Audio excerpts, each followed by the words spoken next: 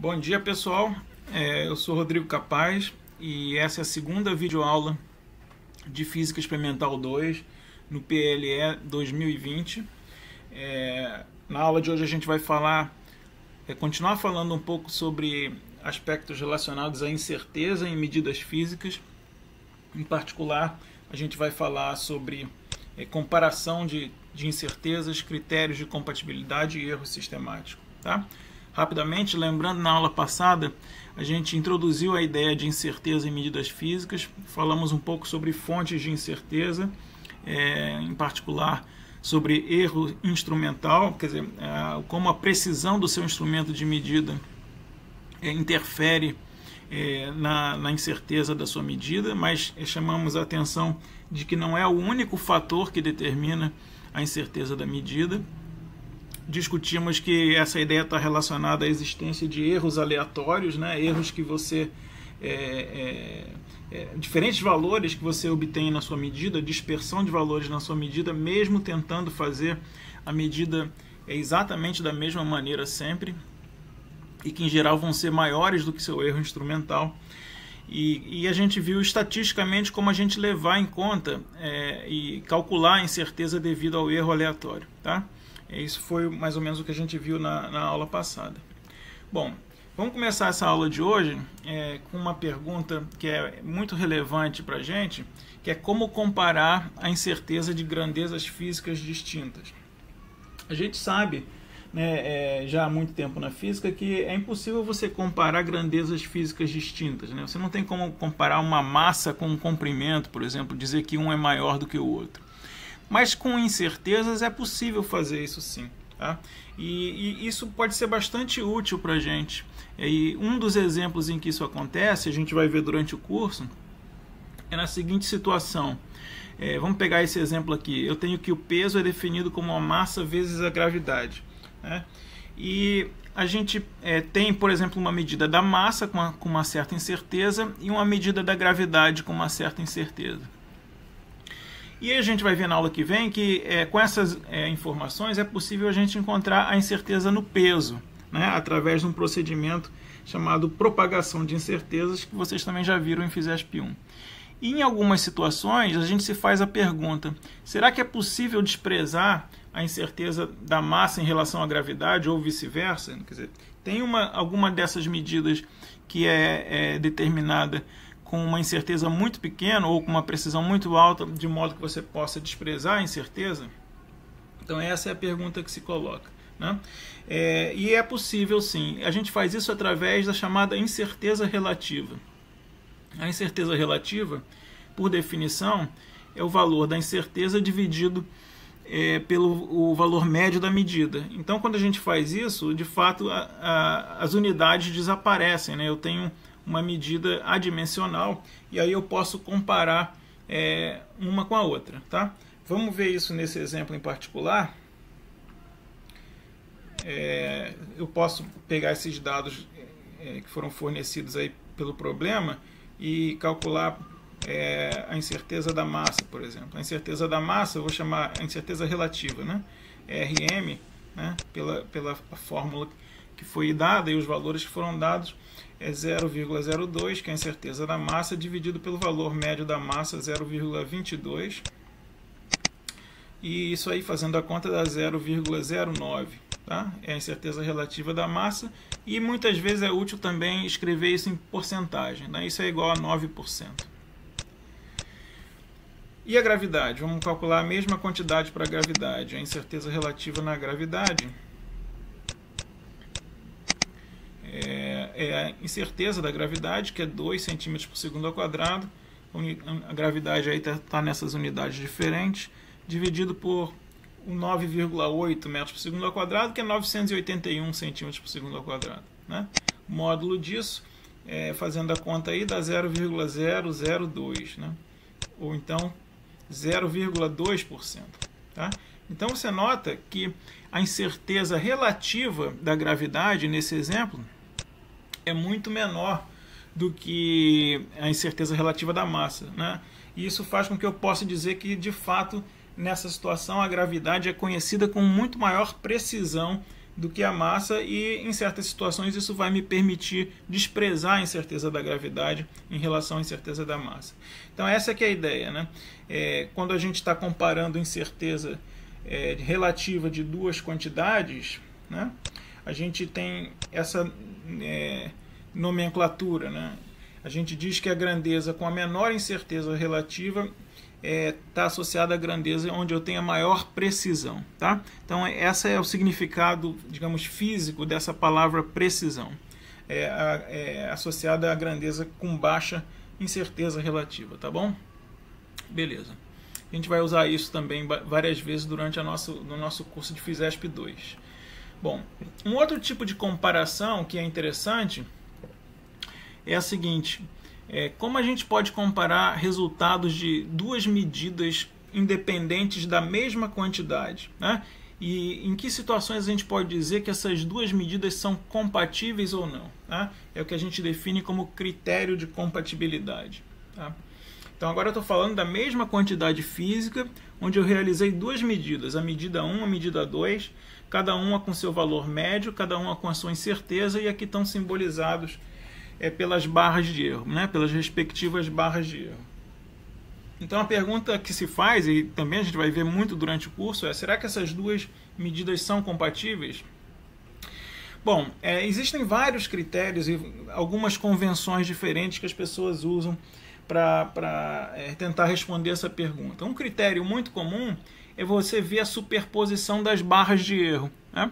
Você olha se essas barras de erro se superpõem em alguma faixa dos valores de y, né? Nesse caso específico desse desenho, elas se superpõem e você diria que as duas medidas são compatíveis. Só que esse critério ele é muito rígido, ele é pouco flexível, né? Porque, como a gente viu na aula passada, essa barra de erro ela tem um significado estatístico, né? Ela significa apenas que o valor médio de y1 ou de y, ele pode, nessa medida 1, ele pode ser encontrado nessa faixa, mas não significa que a probabilidade dele ser encontrado fora dessa faixa é zero, né? Na verdade, a gente viu que é 68% de ser encontrado aqui. Então, tem uma probabilidade não desprezível de eu encontrar y1 fora dessa barra de erro. E o mesmo vale para y2. Tá? Então, a gente vai adotar aqui em FISESP 2 um critério um pouco mais flexível para dizer se as duas medidas são compatíveis ou não, e que é o mesmo critério que vocês devem ter visto em FISESP 1, é o chamado teste Z, né? A ideia é que você calcula essa quantidade chamada Z. No numerador eu tenho a diferença dos dois valores médios, y1 barra menos y2 barra, e no denominador eu tenho essa raiz quadrada da soma quadrática das duas incertezas, tá? É uma fórmula, né, que vocês já viram em FISESP 1, né, mas a gente vai usar esse critério, quer dizer, a gente vai definir como duas medidas compatíveis aquela em que z for menor do que 1, menor ou igual a 1. A gente diz que essas duas medidas são compatíveis, né? Faz sentido, né? Quando z for menor do que 1, quer dizer que o numerador é muito pequeno, os valores médios são muito próximos um do outro em relação às barras de erro. Se z for maior do que 3, a gente vai dizer que as duas grandezas são incompatíveis, as duas medidas são incompatíveis, e que a gente tem erros sistemáticos ou numa medida ou na outra, né? Eu vou falar um pouco mais sobre erros sistemáticos daqui a pouco.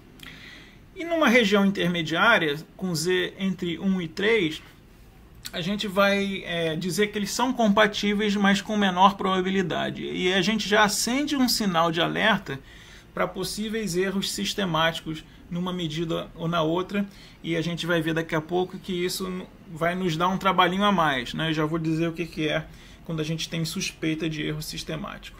Beleza? Então esse é o critério que a gente vai usar, o mesmo que vocês viram em FISESP 1, tá?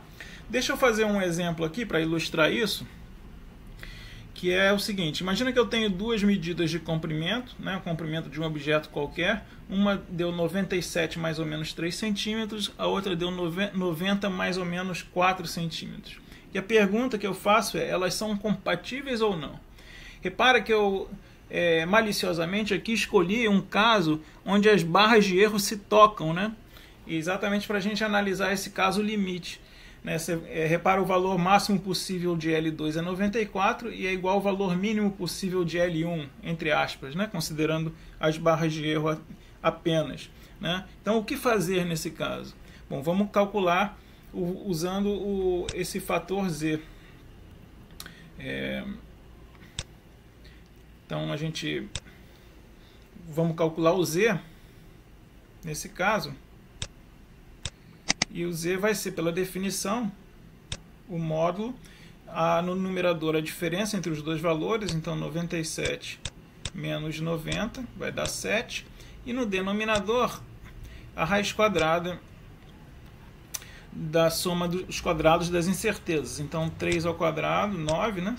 Mais 4 ao quadrado, 16, dá 25, raiz quadrada de 25 dá 5. Né? Então isso aqui é 7 dividido por 5. 7 quintos, né, que é um número um pouquinho maior do que 1.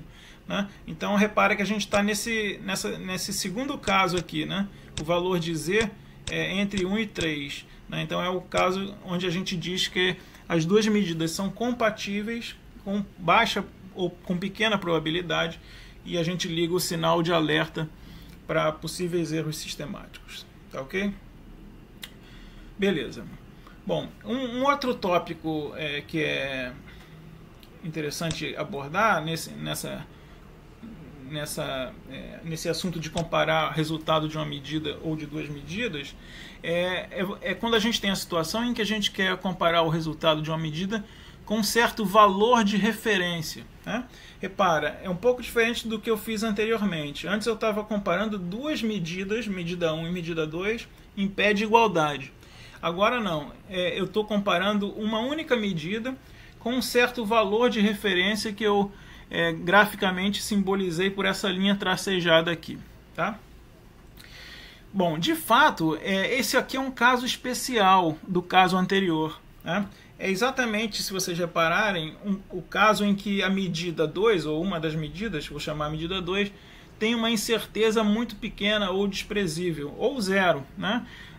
No caso de a incerteza ser zero, é que não é uma medida experimental, pode ser um valor de referência conhecido por, sei lá, proposto por um certo modelo teórico que você quer verificar, né, ou que você confia muito. Né? E no caso de uma medida experimental, seria um valor de referência com uma incerteza tão pequena que você pode desprezar, né? Que alguém já mediu antes com uma precisão muito grande, sei lá, alguma quantidade como a densidade da água, por exemplo, ou a aceleração da gravidade num certo ponto da superfície da Terra, que são conhecidos com uma incerteza muito baixa. Tá? Então a gente pode desprezar essa incerteza e supor que essa incerteza é zero e tratar esse valor como um valor de referência. Tá ok? Bom, quando isso acontece, se eu pego essa mesma fórmula do teste Z e coloco uma das incertezas igual a zero, a incerteza relacionada ao valor de referência, eu obtenho essa outra fórmula um pouco mais simples para a quantidade Z. Né? É simplesmente a diferença entre o valor médio e o valor de referência dividido pela incerteza. Tá? E a gente vai usar os mesmos critérios que a gente viu no slide anterior. Se Z for menor do que 1, elas vão ser compatíveis, quer dizer, a minha medida vai ser compatível com o valor de referência. Entre 1 e 3, compatíveis com menor probabilidade, e com Z maior do que 3, a gente vai definir como sendo incompatíveis, e aí, nesse caso a gente vai dizer que com certeza tem erro sistemático na minha medida. Tá ok? Bom, mas eu venho falando aqui de erro sistemático, mas afinal o que é erro sistemático, né? Bom, erro sistemático parece uma definição um pouco circular, né? Eu estou dizendo que quando Z é maior do que 3 eu tenho erro sistemático, e é isso mesmo. Né? Erro sistemático é o que acontece quando eu tenho o resultado da minha medida comparado com um certo valor de referência e eu tenho, a partir dessa fórmula, um Z maior do que 3. Em outras palavras, é um desvio claro, né? Evidente, do valor médio da minha medida em relação ao valor de referência. Tá?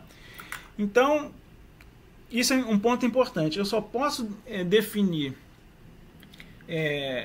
com certeza que eu tenho um erro sistemático se eu tenho um valor de referência, se eu conheço um valor de referência que faz, nesse caso, o papel, entre aspas, do valor correto, entre aspas, da minha medida, né? Ou do valor esperado da minha medida, do valor verdadeiro da minha medida, né? Muitas vezes se fala valor verdadeiro.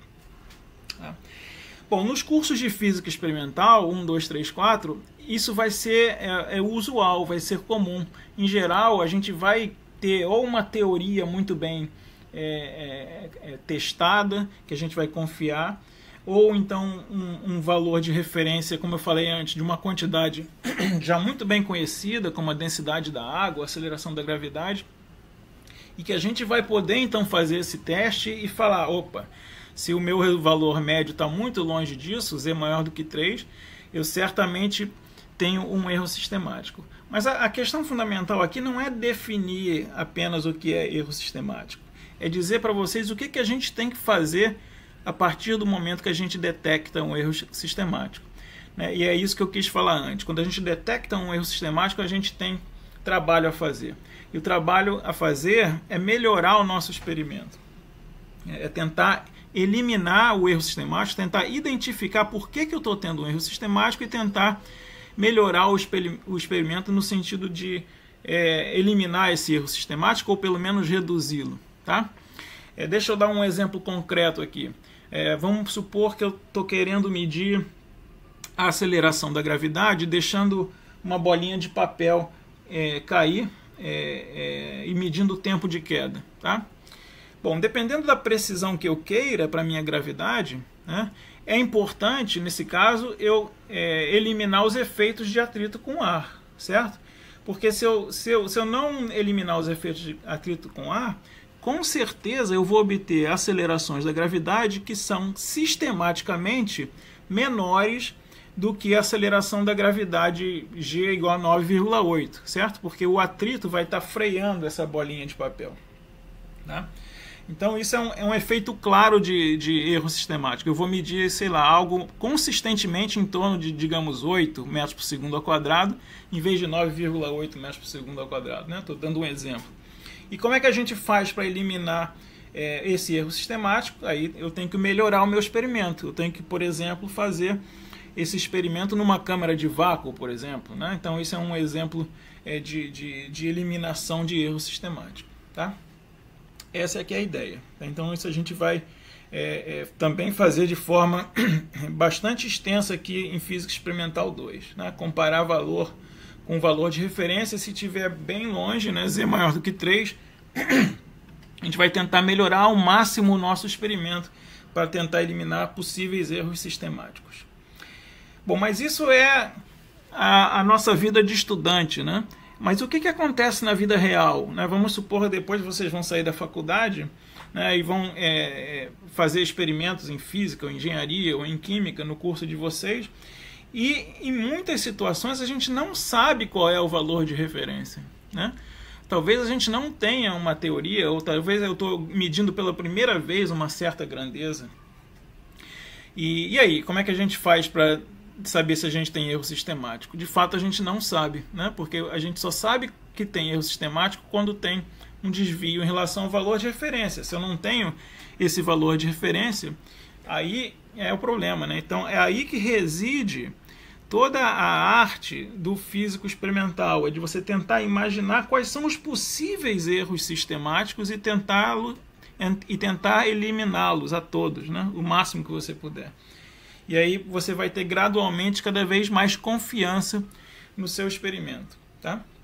Então, na vida real, esses erros sistemáticos são difíceis de antecipar, o que é um problema. Mas também é uma coisa boa, porque é através dessa melhoria de erros sistemáticos que a gente chega em resultados novos, em física nova, em novas teorias. Né? Isso acontece frequentemente em física. Então, imagina que você tenha uma teoria que prevê um certo valor para essa quantidade y, que é esse pontilhado aqui. Né? E você faz diversos experimentos e tenta eliminar ao máximo todos os seus erros sistemáticos e consistentemente você acha valores mais próximo, com desvio sistemático em relação ao valor previsto, né? E aí você tem duas opções. Então, uma é você realmente não eliminou todos os erros sistemáticos, mas a outra é que a teoria está errada, né? E aí a gente tem que, enfim, reportar esses resultados e talvez novas teorias possam ser feitas, né, para melhorar o nosso conhecimento sobre a natureza em geral. Tá? Então, isso é muito comum e esse é o diálogo que acontece com frequência entre física experimental e física teórica, né? Muitas vezes, de fato, o experimento está correto e o valor de referência é que está errado. Tá? Claro que isso não vai acontecer em FISESP 2, provavelmente, né? Mas na vida real, né, na vida de um pesquisador em física ou em qualquer outra área da ciência, isso é muito comum. E é assim que se chega em novas ideias científicas ou em física nova, no caso da física. Tá? Beleza. Então, eu queria também falar sobre uma outra quantidade importante relacionada a erros sistemáticos, que é mais simples um pouco, que é simplesmente o desvio percentual do seu valor médio em relação ao valor de referência. Tá? Então, o valor médio menos o valor de referência dividido pelo valor de referência. Essa quantidade é chamada de discrepância relativa. E também é uma medida do seu desvio, do seu erro sistemático, que é o que a gente chama de exatidão. Tá? Então, a quantidade, se eu estiver comparando duas quantidades, aquela que tem menor discrepância relativa é o que a gente chama da quantidade com maior exatidão. Repara que isso é parecido com o que eu defini antes, né? Menor incerteza relativa, maior precisão. Menor discrepância relativa, maior exatidão.